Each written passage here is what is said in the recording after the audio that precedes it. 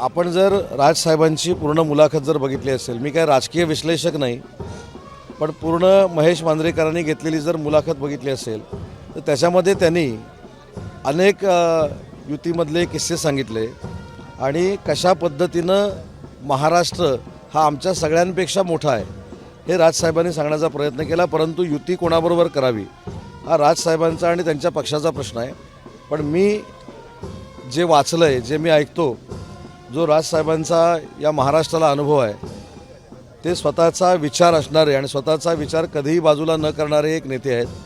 कोणी कोणाबरोबर युती करावी हा जरी प्रश्न असला तरी मला जे काय थोडंफार कळतं राजकारणातलं त्याच्यावर मी तुम्हाला सांगितलं की राजसाहेबांना अटी घालून नमवणं एवढं सोपं नाही आणि म्हणून अटी घातल्यानंतर राजसाहेब कोणाबरोबर युती करतील असं मला वाटत नाहीत. आणि अटी काय आहेत? शिंदेसाहेबांबरोबरचा संपर्क तोडावा, शिंदेसाहेबांना जेवायला बोलू नये, शिंदेसाहेबांकडे जेवायला जाऊ नये, देवेंद्रजींना घरी बोलवू नये, देवेंद्रजींच्या घरी जाऊ नये. मला असं वाटतं हे राजकारण आहे का? तरी देखील तो दोन युबीटीच्या नेत्यांचा आणि मनसेच्या नेत्यांचा प्रश्न आहे.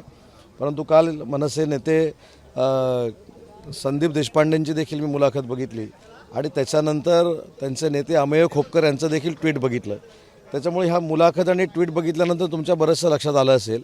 पण मला असं वाटतं की काल जे मी सांगितलं, अटी शर्ती घालून झुकणारे राज ठाकरे आहेत असं मला वाटत नाही. त्याच्यामुळं युती करायची की नाही हा त्यांचा प्रश्न आहे. काल आमच्या पक्षाची देखील आम्ही भूमिका सांगितली ना. मी हे तुम्हाला सांगितलं की विधानसभेच्या निवडणुकीला जे बारामतीमध्ये घडलं त्यावेळी देखील आमची स्टेटमेंट हीच होती की कुठच्याही कौटुंबिक वादामध्ये, आणि तो राजकीय जरी असला तरी आम्हाला पडायचं नाही. कुटुंब ही एक संघ असली पाहिजेत आणि त्याच्यातनं कुटुंबाची जी काय मानसिकता आहे ही एकत्र येण्यासाठी असेल तर सगळ्यांनाच त्याचा आनंद होईल. परंतु त्याच्यावर टीका टिप्पणी करणारे आम्ही नाहीत आणि एकनाथ शिंदेसाहेब देखील नाहीत. नाही, मला जी मुलाखत महेश मांजरेकरांनी घेतली त्याच्याबद्दल मी जे राजकीय थोडाफार अभ्यास करतो त्याच्यामध्ये ती जी मुलाखत होती ही स्वतःची भूमिका प्रेझेंट करणारी मुलाखत होती. आणि त्याच्यामध्ये मुलाखत घेताना तिथं मनसेच्या प्रमुखांनी असं सांगितलं की आमच्यातले वाद जे आहेत हे महाराष्ट्रापेक्षा छोटे आहेत. आणि खरंच आहे ना. पण त्याची लिंक कशी जोडली गेली, का जोडली गेली, कशामुळं जोडली गेली मला काय माहीत नाही. पूर्ण ती मुलाखत बघितली आणि त्याच्यानंतर म्हणजे कदाचित सकारात्मक राजसाहेब देखील बोलले असतील, पण त्याच्यानंतर त्या मुलाखतीला कशा पद्धतीनं म्हणजे कमी लेखण्यात आलं समोरच्यांकडनं की अटी शर्तीवरच ते आमच्यासोबत आले पाहिजेत, भाजपाबरोबर त्यांनी बोलता कामा नये. मला असं वाटतं की आपण जेव्हा प्राथमिक शाळेमध्ये असतो आणि दोन भावांमध्ये किंवा दोन मित्रांमध्ये भांडणं होतात त्यावेळी एक मित्र ज्यावेळी सांगतो की तुला माझ्याबरोबर यायचं असेल तर तू त्याच्याबरोबर बोलायचं नाही, तू ह्याच्याबरोबर बोलायचं नाही, हे सगळं राजकारणामध्ये सुरू झालेलं आहे. पण याचा विचार करण्याएवढे राजसाहेब खरोखरच मोठे आहेत आणि त्यांच्याबद्दल किंवा त्यांच्या युतीबद्दल मी बोलणं योग्य नाही.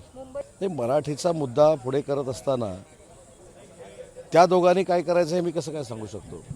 मी एकच सांगू शकतो की आमची युती जी आहे, आमची महायुती जी आहे ती अभेद्य आहे.